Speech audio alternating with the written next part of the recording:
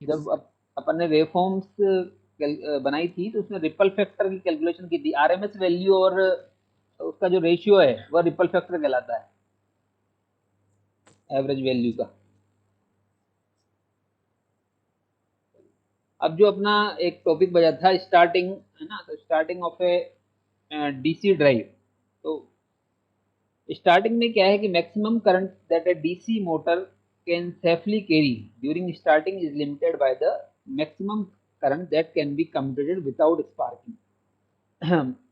जब हम स्टार्टिंग करते हैं डीसी ड्राइव की, तो आपको पता है कि डीसी ड्राइव जब हम स्टार्ट करते हैं तो जो करंट की वैल्यू है, आर्मेचर करंट की वैल्यू है, वो क्या होती है? आर्मेचर करंट का expression V minus E upon R A, V minus E upon R A. जहां पर ई की वैल्यू क्या है? E is a back EMF, उस value is K E phi omega M. तब हम मोटर को स्टार्ट करते हैं तो ओमेगा एम जीरो होता है, ओमेगा एम जीरो है तो हमारी जो करंट की वैल्यू है वो क्या होगी? वी अपॉन आर है। तो करंट की वैल्यू स्टार्टिंग में काफी ज्यादा होती है, बाद में तो धीरे धीरे जैसे जैसे स्पीड बढ़ती है बैक में बिल्ड होता जाता है, तो जो डिफरेंस है वी माइनस ई वो कम होता जाएगा, कम होने से आगे करंट की वैल्यू कम होती जाएगी। तो स्टडी स्टेट कंडीशन में तो करंट की वैल्यू को करंट की वैल्यू कम होती है, पर eight the time of starting when the speed is zero, then back EMF is zero. In this condition, V upon RA, the value of the current is very high. तो basically starting method क्या है? Starting method starting current को limit करना, यही अपना starting method है। अगर current को हमने लिमिट नहीं किया तो हो सकता है स्पार्किंग हो, है ना, जो आपके सेफ कम्यूटेशन होता है डीसी मशीन में, वो कम्यूटेशन फेलियर हो जाए। तो उसको लिमिट करने के लिए हमें क्या करना पड़ता है कि हम स्टार्टिंग में करंट को लिमिट कर लें, तो वही आपके स्टार्टिंग कहलाता है। अगर आप किसी भी मेथड से स्टार्टिंग करंट को लिमिट कर पाए, then this is called the starting method of the DC drive. तो अब हमें करंट को लिमिट करना है, ई तो उस टाइम जीरो है, तो या तो हम वोल्टेज को कंट्रोल करके या रेजिस्टेंस को इंसर्ट करके आप उस टाइम करंट को कंट्रोल कर सकते हैं। वी अपॉन आर ए जो रेशियो है उसको अगर कंट्रोल करके आप करंट को कंट्रोल कर सकते हैं। तो यही लिखा है, at standstill back EMF is zero and the only resistance opposing flow of current in is the armature circuit resistance which is quite small. और आर्मेचर सर्किट का रेजिस्टेंस जो स्मॉल होता है, इसलिए if a DC motor is started with full supply voltage across its terminal, a very high current will flow which may damage the motor due to heavy sparking at commutator and heating of the winding. Therefore, it is necessary to limit the current to a safe value during starting. वही इसमें लिखा है कि आपको starting में current को limit करना है, सेफ वैल्यू में लेके आना है ताकि स्पार्किंग और कम्यूटेशन फेलियर नहीं हो। तो उसके लिए यहाँ पर जो एक मेथड है वो है आपके रेजिस्टेंस इंसर्ट करके कर सकते हैं, है ना, जो हमारा कन्वेंशनल मेथड है। तो कन्वेंशनल मेथड में क्या है, जैसे यहाँ पर आपको एक सर्किट दे रखा है, ये आपके फील्ड वाइंडिंग, आर्मेचर वाइंडिंग, यहाँ पर जो वोल्टेज है, अब इस वोल्टेज, हाँ जी, सर आवाज भी नहीं आ रही, बस ये कौन सा टॉपिक है सर? ये भी समझ नहीं आ रहा कौन सा टॉपिक, और आवाज भी नहीं आ रही सर, कम आवाज आ रही है। आवाज कम आ रही है, एक मिनट। Yes sir.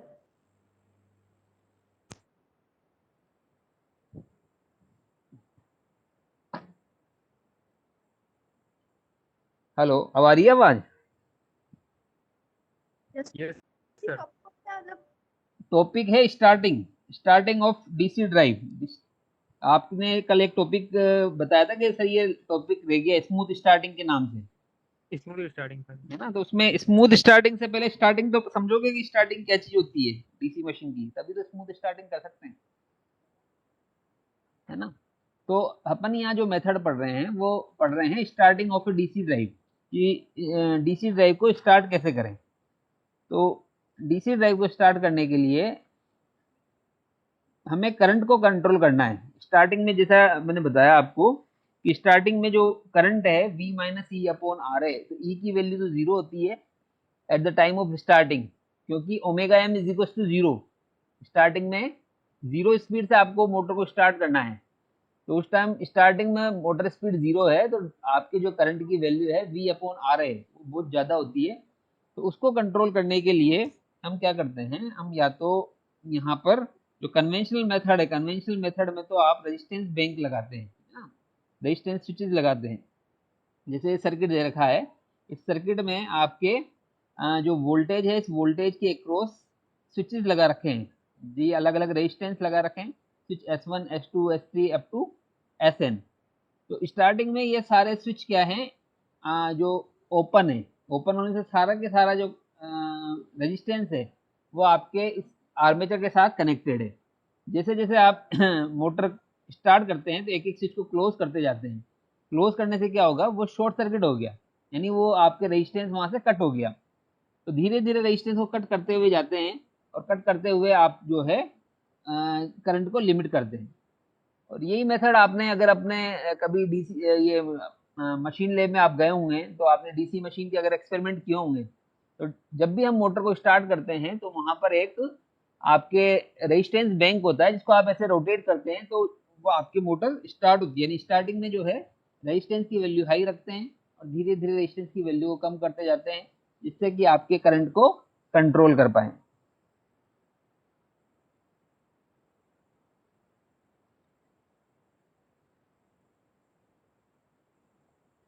इसके लिए एक यहाँ पर ये वेवफॉर्म भी बना रखी है ना। इसमें अगर स्टार्टिंग की बात करें, आपने स्पीड टॉर्क कैरेक्टरिस्टिक पढ़ी है सेपरेटली एक्साइटेड मोटर की, तो ये अलग अलग रेजिस्टेंस के लिए बना रखी है। धीरे धीरे एक कैरेक्टरिस्टिक से दूसरी कैरेक्टरिस्टिक पर, जैसे जैसे रेजिस्टेंस को आप कट करते जा रहे हो तो कैरेक्टरिस्टिक एक से दूसरे पे शिफ्ट होती जा रही है। तो ये तो आपके जो कन्वेंशनल मेथड है वो है आपके टॉपिक है स्मूथ स्टार्टिंग।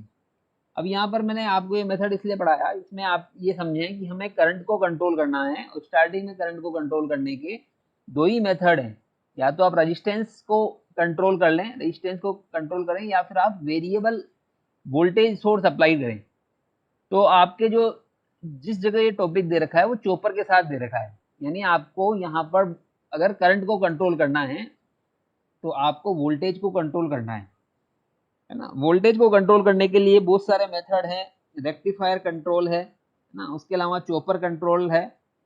आप जो भी मेथड आप अपनाना चाहें वोल्टेज को कंट्रोल करने का, वो उस मेथड के थ्रू बेसिकली आपको वोल्टेज कंट्रोल करके आप जो है इसमें करंट को कंट्रोल कर सकते हैं। स्टार्टिंग में आपने वोल्टेज की वैल्यू कम कर दी, और वोल्टेज की वैल्यू कम करके जैसे जैसे आप अपनी मोटर की स्पीड बढ़ती गई, आपने वोल्टेज को इंक्रीज करते गए, इंक्रीज करके आपने फुल रेटेड वोल्टेज तक लेके आए। पर जब तक मोटर अपनी स्पीड अचीव कर चुकी थी, तो मोटर अगर उस टाइम अपनी स्पीड को अचीव कर पाए, तो आपकी जो करंट है वो करंट की वैल्यू स्टार्टिंग में ज़्यादा हाई नहीं रहेगी। तो बेसिकली आपको इंट्रोडक्शन या इस अब जो यहाँ पर पढ़ाने का रीज़न है वो यही है कि स्टार्टिंग का मतलब क्या है, और आपको क्या चीज़ कंट्रोल करनी है। तो आप अगर कहीं पर भी आपकी स्मूथ स्टार्टिंग आ जाए, तो आपको बेसिकली लिखना वही है जो आपने चॉपर सर्किट पढ़ा है, इंट्रोडक्शन टू जो आपने चॉपर सर्किट का पढ़ा है, फर्स्ट जो आपने स्पीड कंट्रोल के लिए जो चॉपर सर्किट लगाया है, वही उसी का डिस्क्रिप्शन आपको स्टार्टिंग में भी देना है। पर आपको लिखना क्या है उसमें कि आपको करंट को कंट्रोल करना है। उसको करंट को कंट्रोल करने के लिए आप वोल्टेज या रेजिस्टेंस को कंट्रोल कर सकते हैं। तो वोल्टेज को कंट्रोल करने के लिए आपने चॉपर्स का यूज किया है। क्लियर है? Yes sir. क्लियर है ना आपको ये टॉपिक? Yes sir. बेसिकली देखो, इसका अलग से कोई आपको ऐसे वो डिस्क्रिप्शन नहीं मिलेगा, पर आपको सबसे पहले ये चीज लिखनी है कि स्टार्टिंग में हम क्या चीज कंट्रोल करना चाह रहे हैं।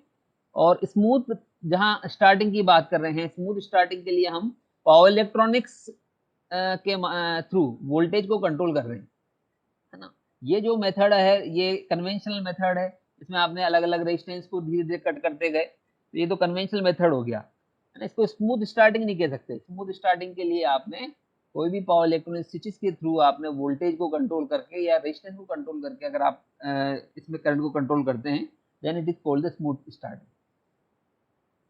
और आप चाहें तो अगर ये चॉपर के थ्रू, चॉपर के रेफरेंस में अगर स्मूथ स्टार्टिंग की बात कर रहे हैं, क्योंकि देखो आपके सिलेबस में क्लियर नहीं है स्मूथ स्टार्टिंग वर्ड लिखना। अगर स्मूथ स्टार्टिंग की बात करें तो कन्वर्टर भी आपने पढ़े होंगे, रेक्टिफायर भी पढ़े होंगे, कन्वर्टर भी सर्किट यूज करके अपन वोल्टेज को कंट्रोल कर सकते हैं, तो वो आपके सिलेबस में नहीं है।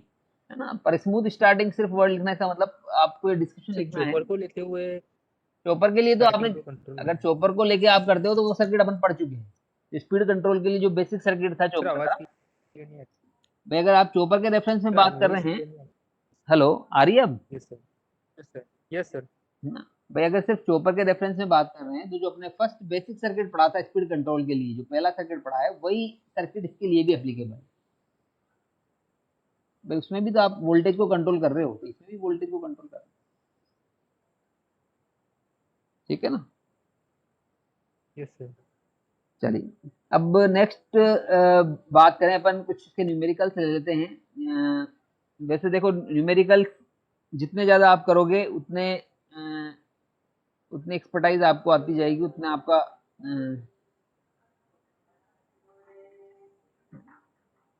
ये शायद एक न्यूमेरिकल तो मैंने आपको पहले डिस्कस कर लिया था। एक मिनट होल्ड।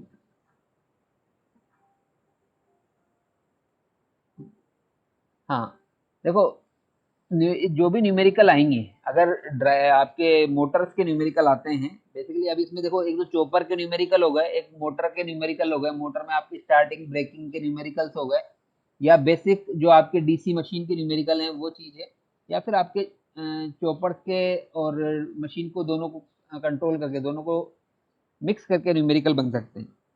तो कुछ स्टार्टिंग के न्यूमेरिकल अपन ने पहले भी देखे थे, उसमें से एक दो न्यूमेरिकल में वापस यहाँ पर क्या होगा, जब भी आपके न्यूमेरिकल आएंगे तो दो कंडीशन दी होगी कि इस कंडीशन में इतना वोल्टेज है, ये है, उसके बाद वो कह देगा करंट की वैल्यू को घटा दिया, वोल्टेज को रिड्यूस कर दिया, या टॉर्क की वैल्यू इतनी रिड्यूस हो गई है, टॉर्क दोनों सेम है, तो उस कंडीशन में क्या होगा, दो कंडीशन देंगे, दोनों कंडीशन को आपको कंबाइन करके मतलब उसमें से कोई ना कोई पैरामीटर कैलकुलेट करना रहता है। तो अपन स्टार्टिंग करते हैं। एक देखो एक न्यूमेरिकल दे रखा है 220 volt 200 volt 10.5 ampere 2000 RPM shunt motor has the armature and field resistance of 0.5 and 400 ohm respectively. तो सबसे पहले आपको क्या करना है, जब भी कोई न्यूमेरिकल आए तो उस मोटर को पकड़ना है कि किस टाइप की मोटर की बात कर रहा है। जनरली आपके सिलेबस के हिसाब से सेपरेटली एक्साइटेड मोटर ही रहेगी, पर फिर भी आपको अगर शंट मोटर या सीरीज मोटर की बात करें तो सबसे पहले आपको मोटर वर्ड पकड़ के आपको उस मोटर का सर्किट डायग्राम बनाना है और गिवन पैरामीटर को उस सर्किट पे लिखना है। यहाँ पर गिवन पैरामीटर में क्या है, 200 वोल्ट यानी आर्मेचर वोल्टेज 200 वोल्ट है, आर्मेचर करंट 10.5 एम्पियर है, और 2000 आरपीएम मोटर की स्पीड है। आर्मेचर फील्ड का रेजिस्टेंस जो है, आर्मेचर का रेजिस्टेंस 0.5, फील्ड का रेजिस्टेंस 400 ओम है। It drives a load whose torque is constant at rated motor torque. तो यहाँ पे कंडीशन क्या दे रखी है कि आपकी जो टॉर्क है उस टॉर्क की वैल्यू कांस्टेंट है। It drives a load whose torque is constant at rated motor torque. Calculate motor speed if the source voltage drop to 175 volt. आपको मोटर की स्पीड कैलकुलेट करनी है अगर वोल्टेज को हमने 175 पर रिड्यूस कर दिया। तो इसमें देखो आप शंट मोटर है, शंट में आपके इसके जो फ्लक्स है, शंट मोटर के केस में फ्लक्स आपके वोल्टेज पे डिपेंड कर रहा है। तो अगर यहाँ पर गिवन कंडीशन की बात करें, और कंडीशन क्या देखिए, लोड टॉर्क कांस्टेंट है, और लोड टॉर्क आपके टॉर्क का फॉर्मूला क्या है, load torque is equal to K phi I, यानी आपके दोनों कंडीशन में I A two phi two equal to I A one phi one है। तो आपको बेसिकली यहाँ से करंट की वैल्यू आई ए टू की वैल्यू आपको यहाँ से मिल जाएगी।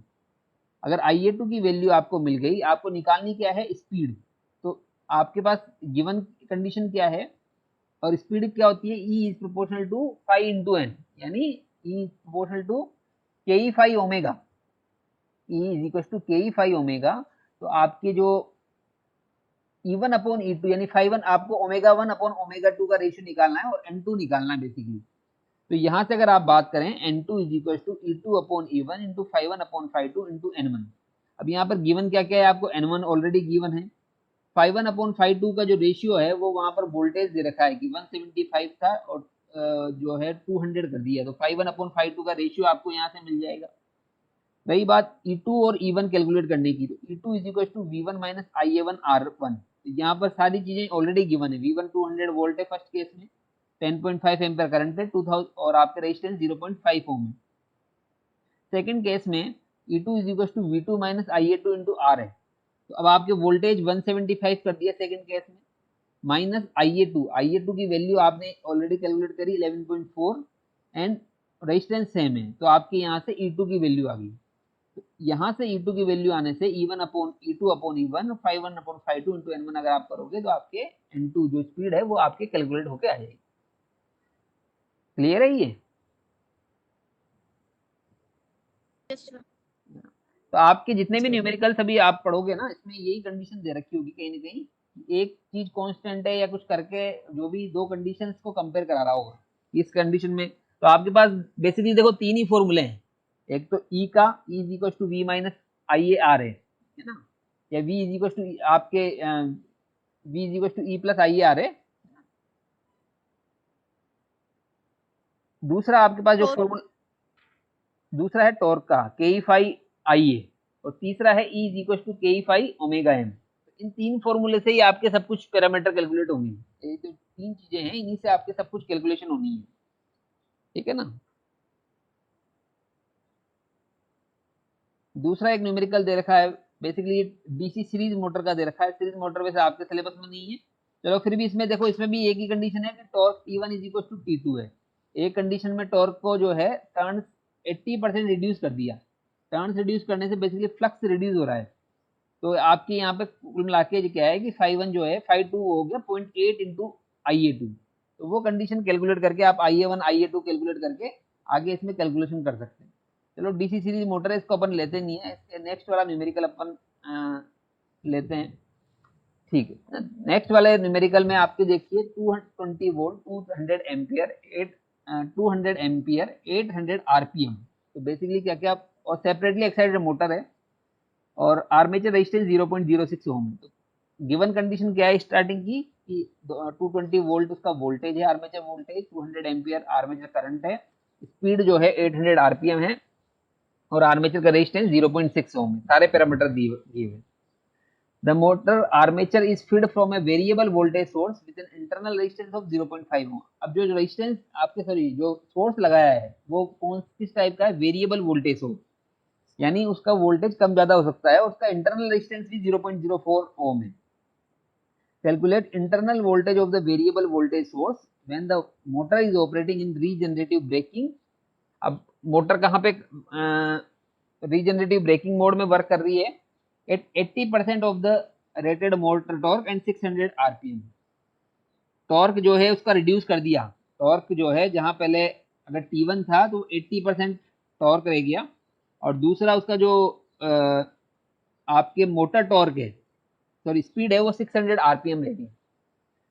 तो देखो टॉर्क अगर रिड्यूस कर रहा है तो आपके अगर सेपरेटली एक्साइटेड मोटर है, torque is equal to K E phi आई ए, और आपके सेपरेटली एक्साइटेड के केस में आपके अगर फाई कांस्टेंट है यानी excitation constant, torque is proportional to I A, torque is equal to K into I A. तो अगर टॉर्क रिड्यूस हो रहा है 80%, इसका मतलब आपकी करंट की वैल्यू रिड्यूस हो रही है 80%। तो IA2 के केस में आपकी 200 एम्पियर करंट थी, तो रिड्यूस होगी कितनी रह गई, 160 एम्पियर। और आपके जो अगर गिवन पैरामीटर हैं उससे उसमें अगर आप E1 निकालें, E is equal to V minus I A R है, तो आपका आता है 200 वोल्ट। आपको क्या निकालना है, अगर E2 अपन कैलकुलेट करें सेकंड कंडीशन में, E2 is equal to N2 upon N1 into E1। तो N2 आपके 600 रह गया 800, E1 आपके 208 वोल्ट था, तो E2 आ रहा है आपके 156 वोल्ट। अगर आपके E2 156 आ रहा है तो आपको निकालना क्या है, आपको निकालना है internal voltage of the variable voltage source. तो जो वोल्टेज सोर्स है उसका इंटरनल वोल्टेज कैलकुलेट करना है, जबकि बैक ईएमएफ E2 156 आ रहा है, तो उसमें से जितने भी ड्रॉप है अगर उनको माइनस, एक तरह से उनको माइनस कर दें तो आपके कितना हो जाएगा, 0.06 ओम तो आपके इसका आर्मेचर का रेजिस्टेंस है, 0.04 आपके जो है इसका इंटरनल रेजिस्टेंस है। तो ये जो ड्रॉप अगर आप इसमें से माइनस करेंगे, और IA2 आपके 160 है, तो ये ड्रॉप अगर आप माइनस करेंगे तो आपके जो यहाँ पर जो वोल्टेज आ रहा है it will become 140 internal voltage, यानी 140 और प्लस ये करोगे तो आपके 156 आ रहा है। तो ये आपके internal voltage of variable voltage source is 140 volt. यहाँ पर भी दो कंडीशन दे रखी है। दूसरी कंडीशन में आपके जो है टॉर्क को रिड्यूस कर दिया, बेसिकली करंट को रिड्यूस कर दिया, और करंट को रिड्यूस करने के बाद आपसे वोल्टेज, उसका जो वोल्टेज है वो पूछना चाह रहा है।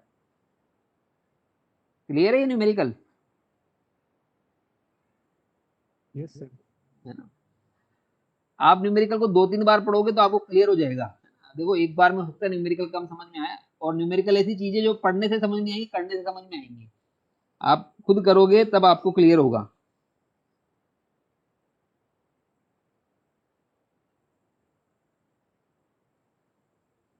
एक और अपन न्यूमेरिकल ले रहे हैं, ये न्यूमेरिकल ले रहे हैं अपन ब्रेकिंग ब्रेकिंग से, डीसी मशीन की ब्रेकिंग के, है ना। सेपरेटली एक्साइटेड मोटर है। अब यहाँ पे पैरामीटर क्या है, 220 volt, 970 RPM, 100 ampere, DC separately excited motor has an armature resistance of 0.5 ohm. It is braked by plugging from an initial speed of 1000 RPM, है ना। प्लगिंग, अब प्लगिंग का नाम आते हैं आपके दिमाग में क्लियर हो जाना चाहिए, है ना। प्लगिंग में आप क्या करते हो, एक ब्रेकिंग रेजिस्टेंस इंसर्ट करते हैं, आरबी, ब्रेकिंग रेजिस्टेंस आरबी को इंसर्ट करते हैं, वोल्टेज को आप 0 कर देते हो, वो प्लगिंग है ना। तो resistance, calculate resistance to be placed in the armature circuit to limit braking current twice the full load value. मतलब अगर करंट की वैल्यू डबल भी हो जाए फुल लोड वैल्यू से भी, तो आपको उसको कितना, उसका ब्रेकिंग रेजिस्टेंस आपको इंसर्ट करना है, उसकी वैल्यू कैलकुलेट करनी है। और आपकी प्लगिंग इनिशियल स्पीड क्या है, 1000 आरपीएम से आपको उसको प्लगिंग परफॉर्म करनी है। तो सबसे पहले दो स्पीड होगी, एक 970 आरपीएम, दूसरा आपके जो है 1000 आरपीएम। 970 आरपीएम पर अगर ई की बात करें, जो आपकी गिवन कंडीशन है, E is equal to V minus I R है, तो वी आपके 220 वोल्ट माइनस रेजिस्टेंस आपके 0.05, करंट 100 एम्पियर, ई आ रहा है आपके 215 वोल्ट एट 970 आरपीएम पे। दूसरा आपकी कंडीशन में क्या हो रहा है कि स्पीड 1000 आरपीएम है, तो 1000 आरपीएम पर अगर ई की बात करें तो ई is equal to K E phi omega M, है ना। अगर यहाँ पर हम, यानी K E proportional to the omega, E is proportional to the omega for the separately excited motor. Phi अगर हम कांस्टेंट मान के चलते हैं सेपरेटली एक्साइटेड मोटर में, तो ई प्रोपोर्शनल टू द ओमेगा, यानी ई 1000 अपॉन 975 इंटू 215, तो आपके ई जो आ रहा है वो 221.65 आ रहा है। तो आपके दोनों कंडीशन में आपको बैक ईएमएफ की वैल्यू पता पड़ गई। अब आपको प्लगिंग ऑपरेशन करना है ना। तो प्लगिंग ऑपरेशन करना है तो आपके जो, अगर प्लगिंग की बात करें, करंट की वैल्यू आपकी क्या हो जाएगी, ई प्लस वी, यानी आर बी प्लस आर, यानी जितना भी जो आपके वोल्टेज है वो किसमें होगा, drop R B plus R है। यानी यहाँ पर करंट की वैल्यू अगर आप देखो, प्लगिंग के केस में करंट की वैल्यू क्या हो जाएगी, वैसे तो E minus we upon R ए होता है, पर आपके यहाँ पर इसमें अगर करंट की वैल्यू बात करें, क्योंकि ब्रेकिंग ऑपरेशन है, तो ब्रेकिंग के केस में आपके जो वोल्टेज है, यानी वो दोनों आपके जो वोल्टेज ई जो है वो निगेटिव हो जाता है, यानी आपके ई प्लस आएगा, ई माइनस नहीं आएगा, वी माइनस ई नहीं आएगा, यहाँ पर वी प्लस ई आएगा। तो V plus E upon R A के साथ आपने आर बी भी इंसर्ट कर दिया, तो are B plus R A की वैल्यू अपन कैलकुलेट करना चाह रहे हैं कि आई अपने को पता है, तो ई तो हो गया आपके 221.65 प्लस वी आपके 220 वोल्ट दे रखा है क्वेश्चन में, अपॉन आई ए आपकी जो करंट है वो 200 एम्पियर करंट है, तो आपके are B plus R A की वैल्यू 2.21 ओम आ रही है। आर ए आपको ऑलरेडी पता है, इट विल 0.05, तो आर बी की वैल्यू आप यहाँ से कैलकुलेट कर सकते हैं, इट विल बिकम 1.16 ओम। और ये 200 एम्पियर भी इसलिए आया क्योंकि क्वेश्चन में आपको गिवन है कि twice the rated current, current को हमें कहाँ तक लिमिट करना है, limit the braking current to twice the full load value, यानी आपको करंट को डबल, यानी फुल लोड वैल्यू कितनी 100, उसके ट्वाइस 200, यानी करंट की वैल्यू कितनी होगी 200, तो 200 तक आपको करंट को लिमिट करना है। अगर करंट की वैल्यू 200 हो जाए तो ब्रेकिंग रेजिस्टेंस की वैल्यू इंसर्ट करनी है, इसलिए आपके लिए यहाँ पर करंट की वैल्यू कितनी हो गई 200, तो 200 ई प्लस वी, तो यहाँ से आपके are B plus R A की वैल्यू निकली, यहाँ से आर बी आपके कैलकुलेट होंगे। दूसरा यहाँ पर इसमें पूछा है टॉर्क, इसके बी पार्ट में अगर बात करें तो बी पार्ट में आपको पूछा है ब्रेकिंग टॉर्क। तो ब्रेकिंग टॉर्क की बात करें तो टॉर्क बराबर क्या होता है, K into I A, torque is equal to K into I ए।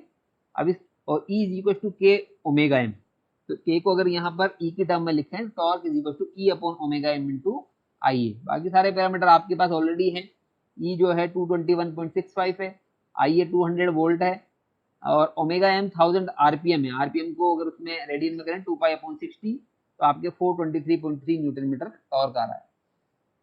तीसरी चीज इसने क्वेश्चन में पूछा है कि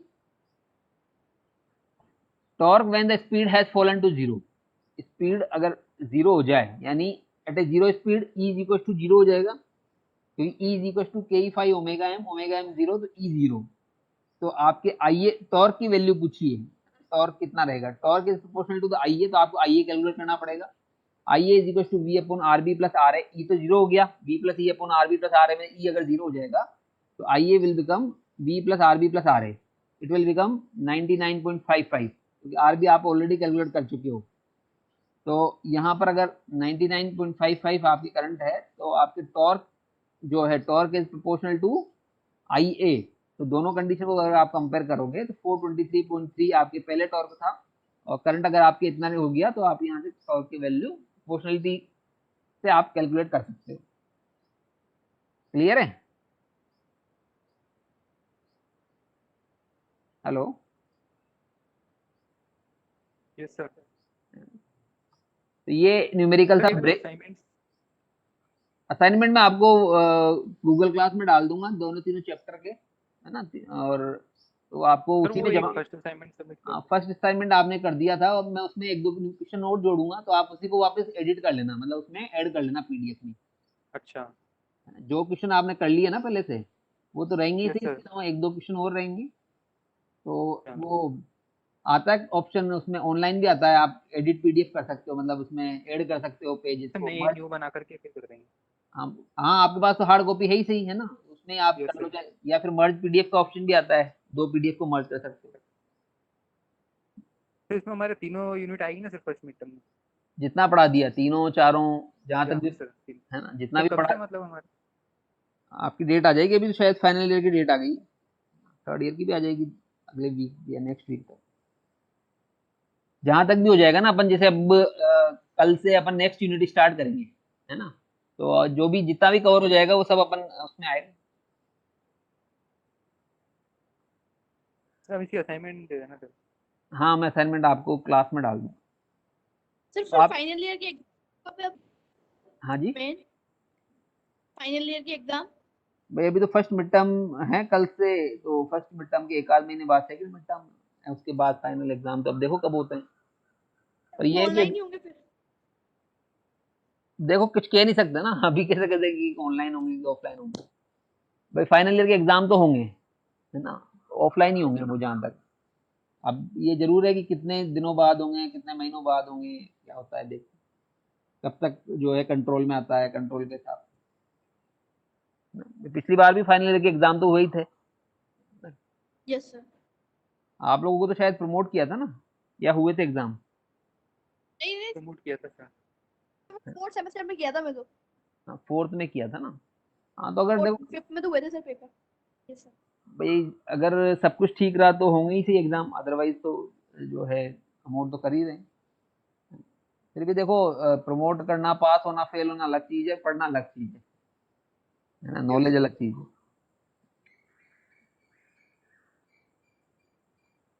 चलिए तो अ,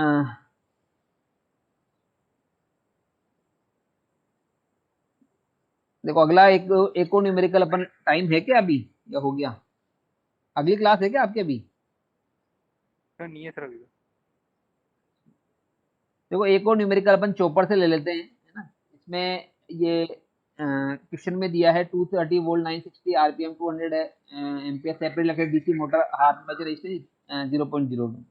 The motor is fed from a chopper which provide both motoring and braking operation. The source has a voltage of 230 volt. Assuming continuous conduction, calculate duty ratio of chopper of motoring for operation at rated torque at 350 rpm. यहाँ पे duty ratio पूछा है, यानी delta या alpha, जो भी आप उसका नोटेशन लें। तो आपको पता है अल्फा इज इक्वल टू, अगर आप बात करें V A is equal to alpha V, है ना, अगर तो अल्फा के लिए अगर आप बात करें तो आपका आर्मेचर का वोल्टेज और फुल वोल्टेज, इसका रेशियो आपको निकालना है बेसिकली। तो यहाँ पर कंडीशन में क्या क्या गिवन है कि आपको देखो 230 volt 960 200 ampere armature resistance given है। तो आप सबसे पहले तो ई निकाल लो, E is equal to V minus I R A करके, जो आपको गिवन है जो जो चीज़ आप निकाल सकते हो वो निकाल लो। तो ई निकाला 226 वोल्ट। अब यहाँ पर जो है दूसरी कंडीशन में motoring operation torque and 350 RPM, यहाँ पे जो है स्पीड को रिड्यूस कर दिया। यहाँ पे स्पीड आपकी कितनी थी 960 आरपीएम, 960 से 350 आरपीएम आपकी स्पीड हो गई। तो आप यहाँ ई दोबारा कैलकुलेट कर सकते हो, सेपरेट लेग साइड का केस है तो 82.4 आ गया। तो motor terminal voltage is equal to V is equal to E plus I R है। तो यहाँ से आपने V is equal to E plus I R करके मोटर का टर्मिनल वोल्टेज निकाला 86.4। किस केस में, जब आपके ई जो 350 आरपीएम दे गया। तो delta is equal to 86.4 divided by the जो फुल वोल्टेज था वो 230 था, क्योंकि आपने अभी पढ़ा है कि V A is equal to delta into V, ये आपने चॉपर से पढ़ा है। तो delta is equal to V A upon V, ये आपको कैलकुलेट करना है। तो ये आपके आ गया 0.376 ओम, सॉरी 0.376, ये आपके डेल्टा आ गया फर्स्ट पार्ट। ये तो था मोटरिंग के लिए। ब्रेकिंग के कंडीशन में क्या हो जाएगा, V A is equal to E plus I R A की जगह ई माइनस आई आर ए हो जाएगा। तो ये इस केस में 78.4, तो वहां से कैलकुलेट किया तो डेल्टा आपने दोबारा निकाला। थर्ड केस में, if maximum duty ratio of chopper is limited 0.95, then maximum permissible motor current is twice the rated. Calculate maximum permissible motor speed obtained without field weakening and power fed to the source. तो third case में क्या है, आपके point जो VA है यानी alpha को limit कर दिया 0.95 पे, यानी डेल्टा या ड्यूटी रेशियो जो हो गया 0.95, तो VA हो जाएगा 218.5। E is equal to V plus I R S है। VA तो हो गया आपके 218.5 प्लस IA जो कह रहा है कि डबल कर दिया करंट को, तो 200 इंटू 2 मल्टीप्लाई बाय 0.2, तो 226.5 वोल्ट ई आ गया। मैक्सिमम परमिसेबल मोटर स्पीड, जब आपने करंट को मैक्सिमम, ये वोल्टेज को ड्यूटी रेशियो अल्फा ले लिया मैक्सिमम, उस केस में मैक्सिमम परमिसेबल मोटर स्पीड क्या हो जाएगी। तो आपने मोटर स्पीड दो अलग अलग कंडीशन के लिए निकाल ली कि 226.5 और आपके 226 जो पहले थी, दोनों को अगर आपने मल्टीप्लाई किया या उससे निकाला तो 962 आरपीएम आपके जो है स्पीड आ गई। Assuming lossless chopper power feed into the source, अगर सोर्स में पावर वीए इनटू आईए का मल्टीप्लिकेशन करके आपने सोर्स की पावर निकाली। तो कुल मिला के आपको अलग अलग पैरामीटर आप जो है इसमें कैलकुलेट कर सकते हैं। चलिए आज के लिए अपन इतना ही कर लेते हैं, बाकी आप न्यूमेरिकल्स तो देखो, ये तो चलो कुछ न्यूमेरिकल्स थे 3 4 5 6 न्यूमेरिकल अपन ने किए। तो न्यूमेरिकल तो आप जितने ज़्यादा करोगे उतने ज़्यादा आपके लिए सही रहेगा। उसके अलावा कुछ न्यूमेरिकल्स मैंने ऑलरेडी आपको दे रखे हैं,